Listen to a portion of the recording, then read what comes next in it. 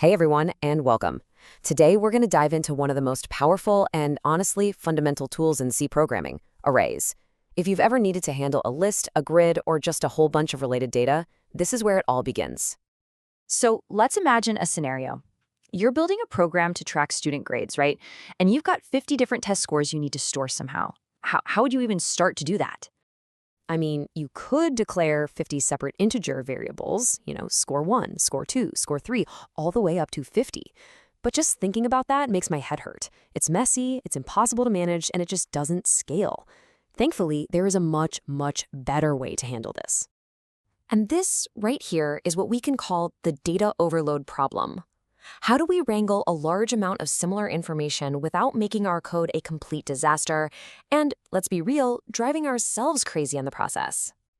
Well, the answer to that problem is a really elegant feature built right into the C language called an array.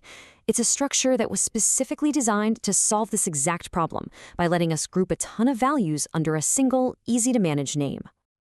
Okay, so here is the textbook definition. And the key words you really need to latch onto are same data type and contiguous memory.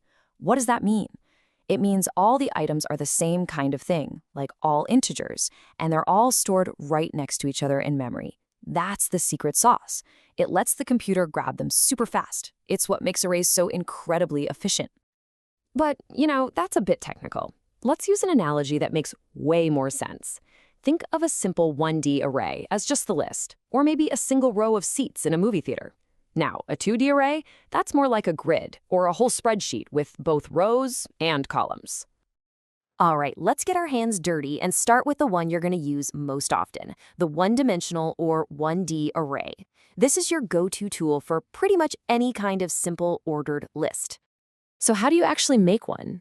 It's pretty straightforward. First, you tell the computer what type of data is going to be in it. In this case, int for integer. Then, you give your whole collection a single name, like scores. And finally, inside those score brackets, you say exactly how many slots you need. So here, we're basically telling the computer, hey, set aside enough space for 5 integers, please. Now, declaring an empty array is useful, but what if you already know the values you want to put in there? Well, you can fill those slots the moment you create the array. This is called initialization. You just use an equal sign and then a list of your values in curly braces. The compiler takes care of putting each one in the right spot. Okay, cool. So we've got our list of 5 scores all tucked away nice and neat. But now what? How do we get a specific one out? Say we want to grab that third score on the list, the number 75. How do we do that?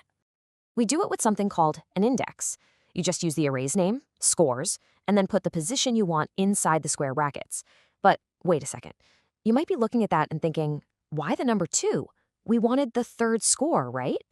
And this right here is one of the most important things to remember in C. Heck, in most programming languages. We always start counting from 0. The very first item is at index 0. The second is at index 1, which means our third score, that's 75, is at index 2.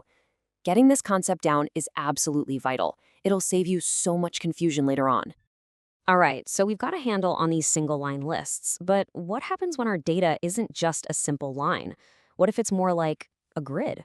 Well, that's where 2D arrays come into play. Yeah, let's jump back to that theater analogy we used earlier. It's super helpful here.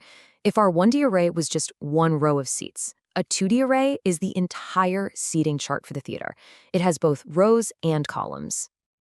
And check this out. This slide lays it all out perfectly. When you declare a 2D array, you give it 2 sizes in 2 sets of brackets. First the number of rows, then the number of columns. So to pinpoint any single element, you need 2 coordinates, 2 indices, a row number and a column number. So to get that value in the first row and second column, you'd use matrix 0, 1. Okay, that's enough theory. Theory is great and all, but let's see why this is so dang useful in a real-world scenario. Let's put our original scores array to work on a really common task. Our mission is pretty straightforward. Take our list of 5 scores and just add them all up. Now, if we had 5 different variables, you'd be stuck writing score 1 plus score 2 plus score 3. You get the idea.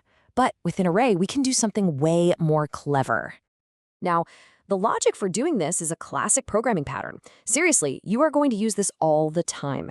First, you make a new variable, call it sum, and set it to 0. Then, and this is the magic part, you use a loop to go through every single element in that array, one by one. And for each element it visits, it just adds that value to our running total. It's clean, it's efficient, and it would work exactly the same if you had 500 scores, not just 5. And once that loop has done its job, chugging through each number, our sum variable is left holding the final result. For our list of scores, 88, 92, 75, 100, and 97, the grand total is 452. Simple as that. So let's just take a step back and recap. Why does any of this matter? Well, arrays are the absolute key to managing large sets of related data without a headache.